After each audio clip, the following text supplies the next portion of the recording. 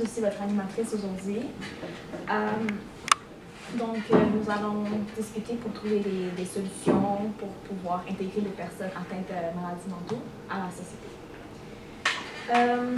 Selon l'article Comment aider un proche atteint de maladie mentale, écrit par Jean Coutu, certaines personnes atteintes de maladies mentales ont tendance à avoir des difficultés relationnelles ou sociales, de s'isoler, d'avoir de l'absentéisme au travail, une difficulté à accomplir des tâches professionnelles, une consommation excessive de certaines substances et d'autres problèmes de santé.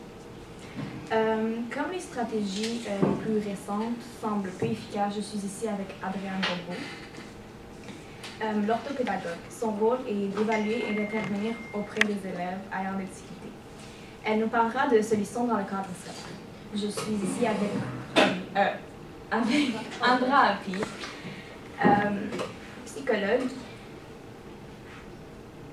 psychologue.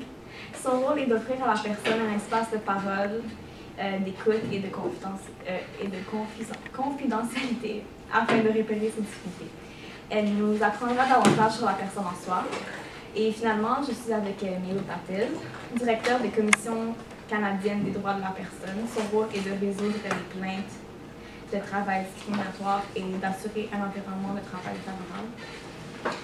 Il parlera de moyens d'intégrer des personnes avec un trouble dans le milieu du travail. Donc, vous pouvez vous présenter. Alors, bonjour tout le monde, je m'appelle Adrienne Delvaux. Alors, je suis une orthopédagogue à la CERC, c'est une clinique d'évaluation cognitive de la Baie de Montréal. Alors, je travaille principalement avec les jeunes qui souffrent de l'autisme et le TDAH.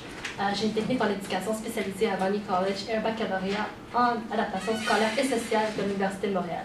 Donc, mon rôle, c'est d'évaluer les capacités de l'enfant afin de préciser l'origine des difficultés sur le plan des connaissances, des stratégies d'apprentissage et des processus cognitifs.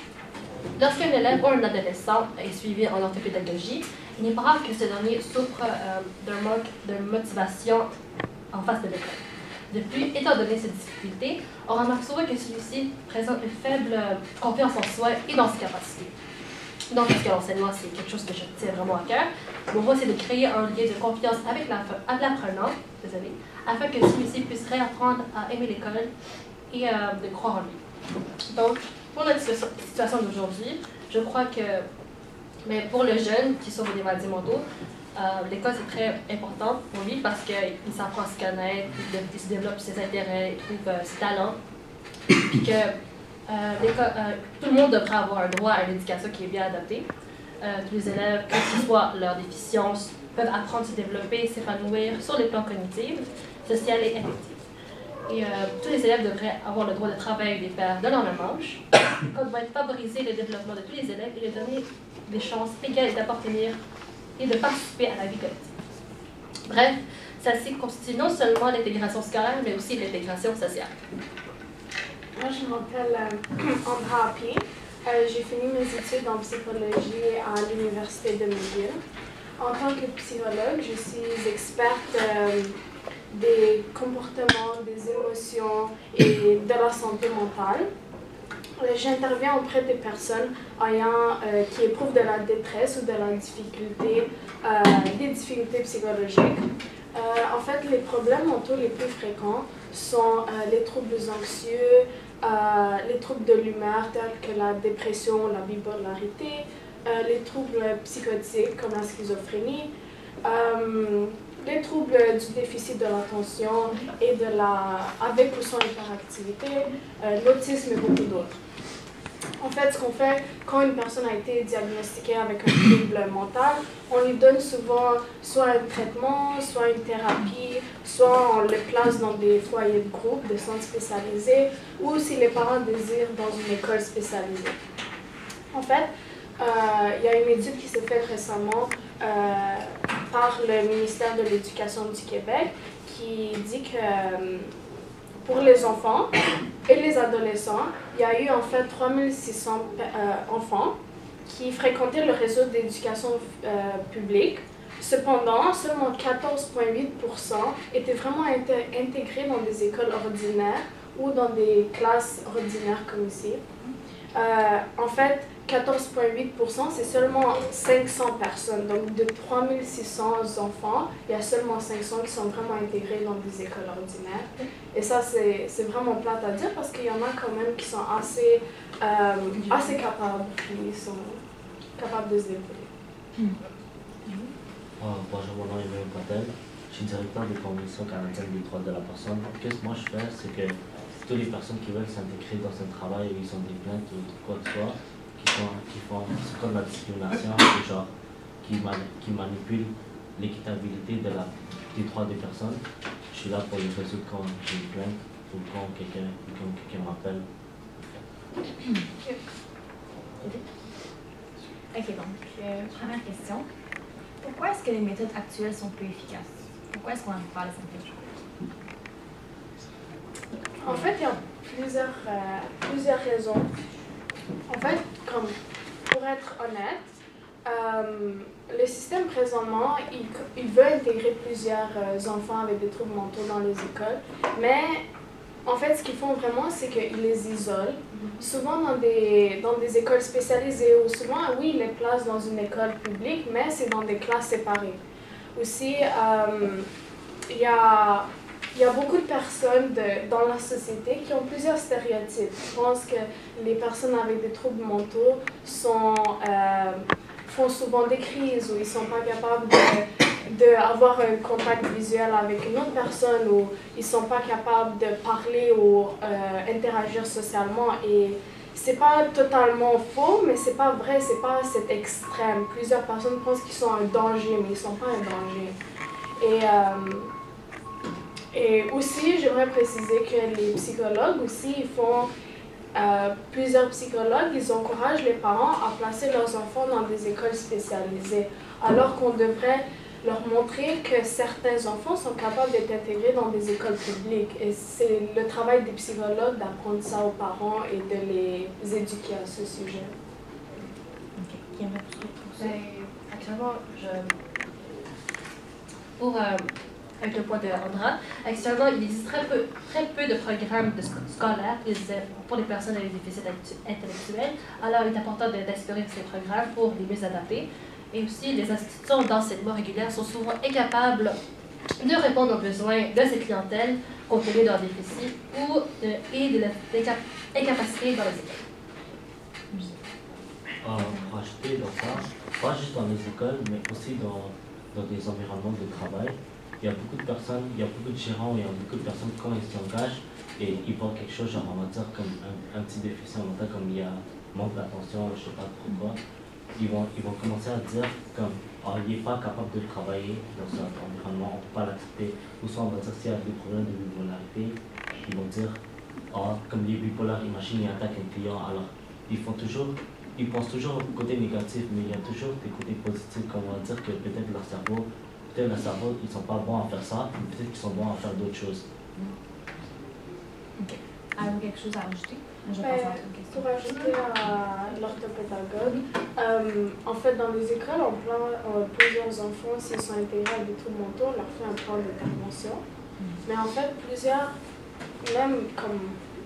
même les professeurs, comme on dirait qu'ils ne prennent pas ça trop au sérieux. Et aussi, les plans d'intervention sont souvent donnés comme s'ils ont un petit trouble, genre par exemple un manque d'attention, ou ils sont super, ils parlent beaucoup en classe ou des trucs comme ça. Non, on devrait vraiment spécifier les plans d'intervention pour des personnes qui en ont vraiment besoin. Ouais. C'est vrai qu'il y a beaucoup trop de plans d'intervention ces temps-ci, puis ils ne sont pas vraiment possibles. Ouais. Donc, quelque chose à ajouter? Non. Est-ce qu'il y a certaines personnes dont l'intégration se fera plus facilement que d'autres?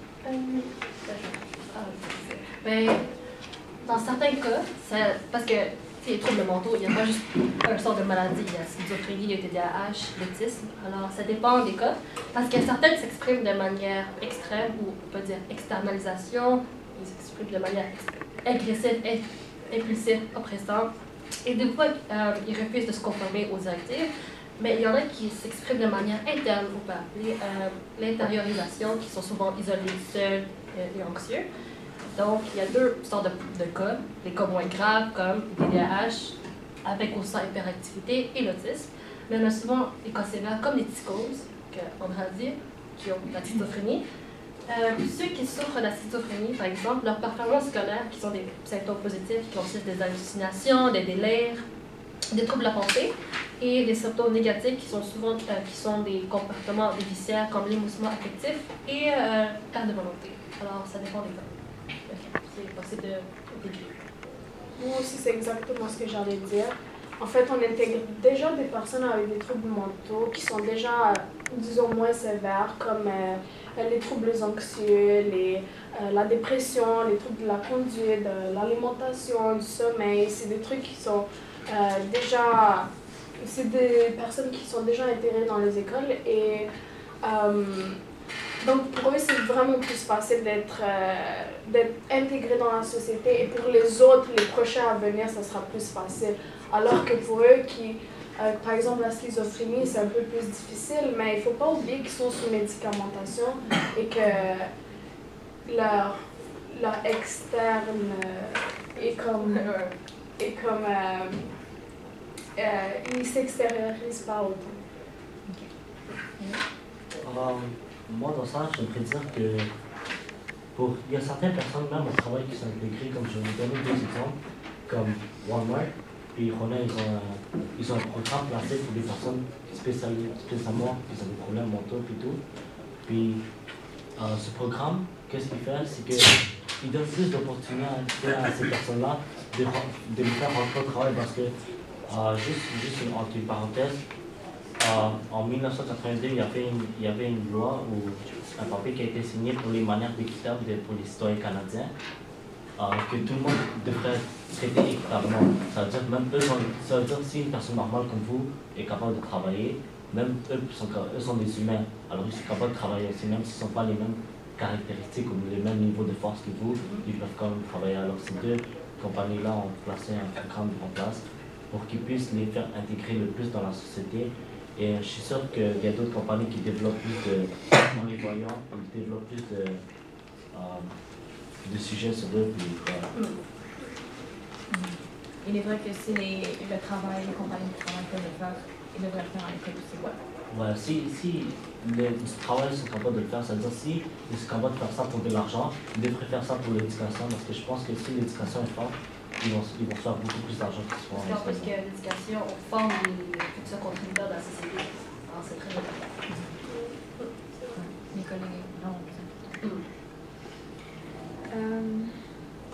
Qu'avez-vous comme meilleure solution pour intégrer ces élèves? Moi, je trouve qu'il est important d'intégrer les personnes avec des troubles mentaux physiquement, socialement et aussi psychologiquement. Donc, en fait, oui, on les met dans les écoles, oui, on les intègre physiquement dans une école, mais aussi socialement avec d'autres personnes qui les entourent, d'autres personnes, j'aime pas ça dire le mot, mais d'autres personnes normales, disons, genre, parce qu'eux aussi c'est des personnes, mais genre, ils ont d'autres capacités. Il y a aussi des résultats qui ont été démontrés que si le parent il travaille avec un enfant qui, disons, a l'autisme dès un jeune âge, il y a des résultats très bénéfiques qui ont été démontrés qui montrent que l'autisme a été pas... il a régressé, disons, il n'a pas avancé, il ne s'est pas rendu à un autisme plus grave. Donc il est très important pour les parents de prendre soin de leur enfant, de pas seulement dire je suis pas capable de m'en occuper, je vais juste le classer dans un centre spécialisé et je vais les laisser eux s'en débrouiller. Genre pas perdre l'espoir.